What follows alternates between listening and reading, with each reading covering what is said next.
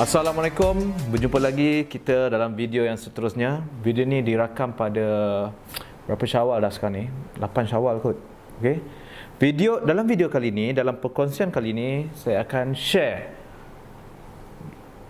share satu tip bagaimana nak tingkatkan sale menggunakan kaedah retargeting, retarget balik, menyasarkan kembali audien kita.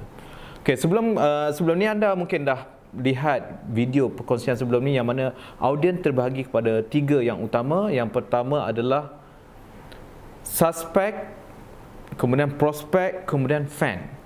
Okey, retargeting yang terbaik, kita boleh sasarkan iklan kita kembali kepada prospek. Kita boleh sasarkan kembali kepada customer kita. Ini dipanggil targeting. Kita pernah buat iklan kepada audien kita, kemudian kita buat lagi retarget.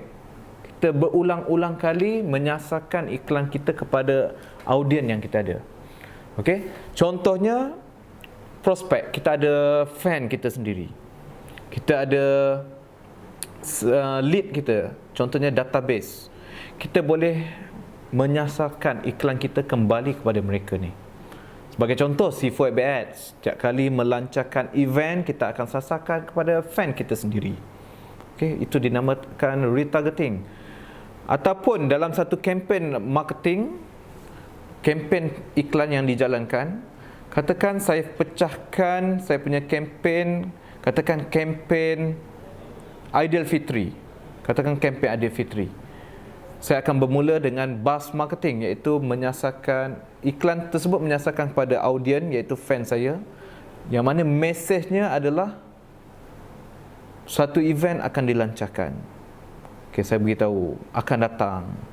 Kemudian pada fasa kedua saya open event tersebut, pendaftaran event tersebut dilancarkan.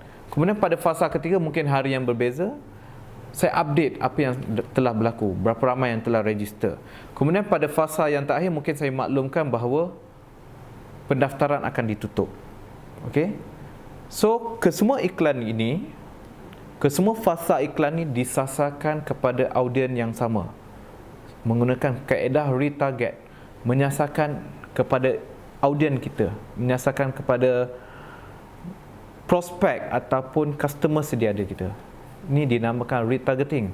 Retargeting ni kita boleh gunakan pada paparan mobile, pada paparan desktop dan juga pada paparan sidebar, iaitu pada paparan tepi. Sebagai contoh, okey, boleh zoom kat sini. Mereka yang pernah masuk website kita sebagai contoh, mereka yang pernah melihat post kita sebelum ni, kita boleh retarget, menyasarkan iklan kita kembali kepada mereka, tapi mungkin dengan mesej yang berbeza dari sebelumnya. So, kita sasarkan pada paparan tepi, paparan mobile ataupun pada paparan desktop. Okey. So, 3 paparan kita boleh buat retargeting. Kelebihan retargeting ni adalah, okey, saya berikan apakah kelebihan retargeting. Kenapa kita patut buat retargeting? Okey. Okay, kelebihan retargeting ni, bila kita membuat iklan menyasarkan kembali kepada fan kita, mungkin kepada database kita, mungkin kepada pelanggan sedia ada kita. Apakah kelebihan retargeting ni? Pertama, awareness.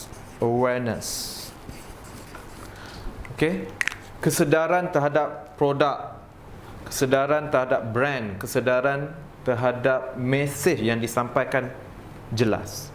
Okey, konsisten.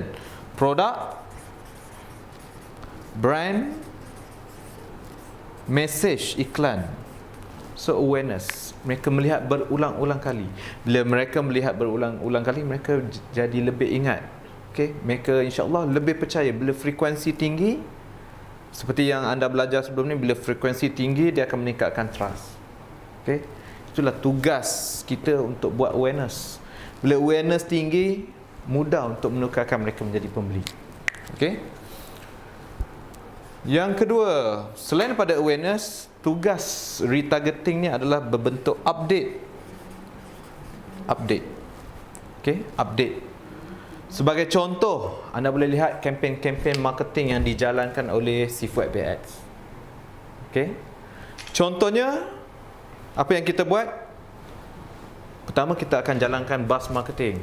Coming soon, chapter M bakal dilancarkan. Okey, katakan saya jalankan 2 hari. Kemudian pada hari yang kedua, okey, pendaftaran chapter M dibuka. Kemudian saya update hari yang seterusnya, 1997 orang telah register chapter M. Dan pada fasa terakhir, mungkin saya tulis copywritingnya adalah chapter M bakal ditutup 11.59 malam ni. So, dia berbentuk update. Okey. Sebagai contoh, saya nak tunjuk fanpage student Sifu FB marshmallow scarf sebagai contoh. Bukan tufa sebagai contoh. Tufa. Okey, sebagai contoh tufa. Okey, boleh zoom dekat sini. Ini iklan yang dijalankan sebelum raya itu. Clearance sale top meletup. Special discount up to 30%. Kini berlangsung di butik Tufa, Section 19 Shah Alam untuk diserbu Tufa lovers pada 12 hingga 30 Julai ini. Dan juga di website. Jom serbu. Okey. Mungkin pada minggu terakhir ataupun hari-hari terakhir kini dibuka. Kita ubah.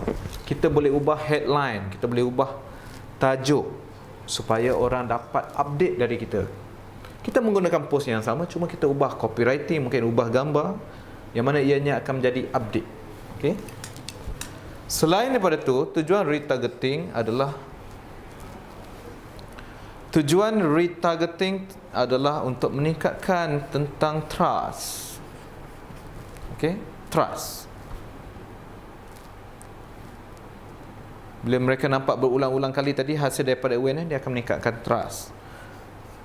Yang keempat, bila kita buat retargeting, kempen marketing kita berbeza dari pesaing. Ianya akan membezakan usaha yang kita jalankan berbanding pesaing-pesaing kita. Mungkin pesaing kita tak buat retargeting, kita je buat retargeting. Okey, bezakan dengan pesaing. Dan yang seterusnya, okey, bila kita buat retargeting ni, secara tak langsung dia akan meningkatkan sale. Meningkatkan sale. Mungkin orang tengok sekali dua tak berminat nak beli. Produk baru dilancarkan, mereka tak minat nak beli. Mungkin produk nak tutup, offer nak tamat, baru mereka beli. Mungkin bila mereka dah trust, baru mereka beli. Sebab mereka nampak post kita berulang-ulang kali, baru mereka trust dan barulah mereka membeli. So ianya akan meningkatkan sale. Itu kelebihan retargeting. Kelebihan retargeting meningkatkan sale, meningkatkan conversion rate, juga meningkatkan ROI, return on investment. Sebab itu penting kita buat retargeting. Kita ada contohnya, katakan anda berniaga restoran sebagai contoh. Ada kedai makan. Okey, macam mana anda nak buat retargeting? Okey. Caranya adalah anda ada kedai makan. Okey, pelawat yang datang ni anda dapatkan database. Database yang diperlukan email ataupun phone number. Yang mana kita dapatkan database ni, kita masukkan simpan dalam Excel ataupun Notepad. Yang mana kita boleh masukkan dalam setting FB Ad. Kita akan jadikan pelawat yang datang kedai kita ni sebagai database pelanggan, yang mana kita boleh upload dekat FB Ad setting. Okey, kemudian kita boleh buat iklan retarget kepada mereka.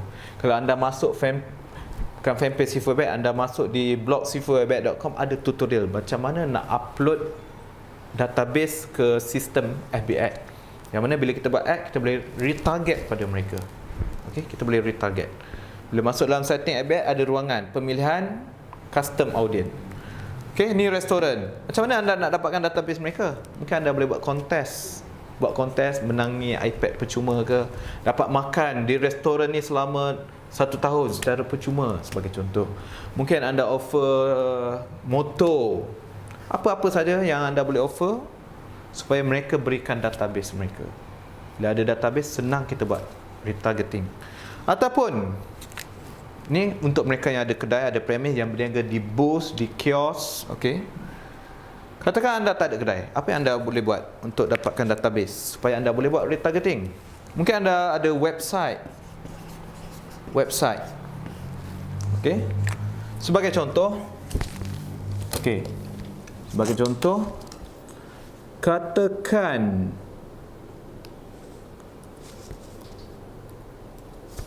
website ni tak kisahlah blog, mini site ataupun shopping site. Okey. Contoh, kalau anda zoom kat sini. Contohnya, C4 FBAD, kita promote seminar chapter C. Chapter bagaimana kuasai ilmu copywriting. Ini seminar copywriting. Di sini ada website. Bila orang klik masuk website ni, mereka akan baca chapter C, bla bla bla bla bla, bla bla bla bla bla. Katakan mereka tak beli, tak ada masalah. Tapi mereka dah masuk dalam website ni. Bila mereka dah masuk dalam website ni, sistem yang kita pasang ni akan capture cookies, yang mana mereka yang pernah masuk dalam website ni akan jadi database kita, yang dipanggil web custom audience. So, siapa yang pernah masuk website melalui web custom audience ni, kita boleh buat retargeting. Pernah tak anda masuk Agoda, Amazon, Lazada? Bila masuk website mereka, kemudian iklan tersebut ikut dekat tepi, anda jumpa lagi iklan mereka berulang-ulang kali. Itu dinamakan retargeting. Sebagai contoh, katakan saya nak masuk Amazon. Katakan saya cari kamera kat sini kamera.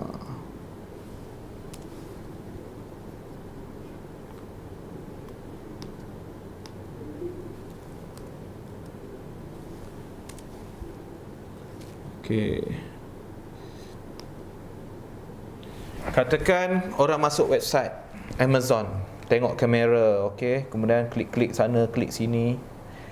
Kamera ni bagus. Bila saya masuk dalam website Amazon ni untuk beli kamera, dia akan capture cookies. So, saya akan jadi web custom audience untuk Amazon, dan berpotensi untuk jumpa iklan dari Amazon di Facebook melalui retargeting. Sebagai contoh, sekarang ni dia tak keluar lagi. Biasanya dalam masa 24 jam iklan tersebut boleh ikut. Itu juga retargeting. Kita boleh sasarkan kepada mereka yang pernah masuk website kita. Saya tunjuk contoh lain lagi.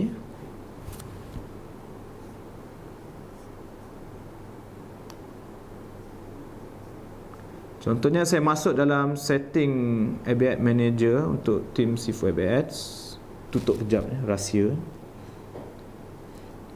Kat mana setting dia? Kat mana setting nak tengok audience?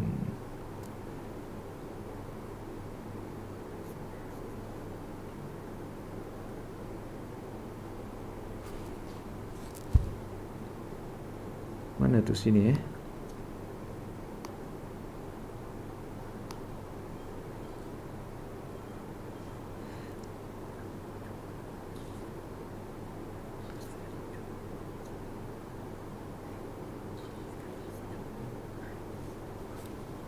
Sekejap. Di sini audience insight. Bukan audience insight. Itu kan audience insight.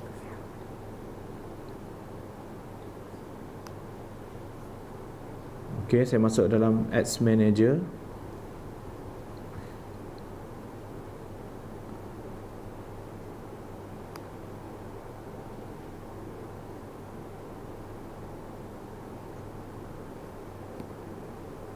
Audience, FB berubah paparan dia, so nampak lain sikit. Contoh di sini, Ni custom audience website. Ini dinamakan web custom audience. Okey. 200 orang. Okey, mana lagi web custom audience. So di sini kita boleh kumpul database web custom audience. Okey. Selain pada website, kalau kita ada nombor phone, kita boleh gunakan juga. Dapat email, nombor phone, ataupun kita menggunakan kaedah email marketing, berikan e-book percuma. Sebagai contoh, bagi sampel percuma, siapa berminat tinggalkan nombor phone dan email, ataupun nombor phone saja pun boleh. Kita dapatkan database tersebut, kemudian masukkan dalam Notepad ataupun Excel, kemudian kita boleh buat retargeting. Kelebihan retargeting boleh meningkatkan sale. Okey, tak ramai orang buat. Mungkin orang masuk ke website kita, di page kita sekali je, kemudian mereka tak berminat ataupun belum bersedia nak membeli. Tapi bila kita buat retargeting ni, dia membantu orang membuat decision untuk membeli. Okey, sekian saja perkongsian dalam video ni. Jumpa lagi dalam sesi seterusnya.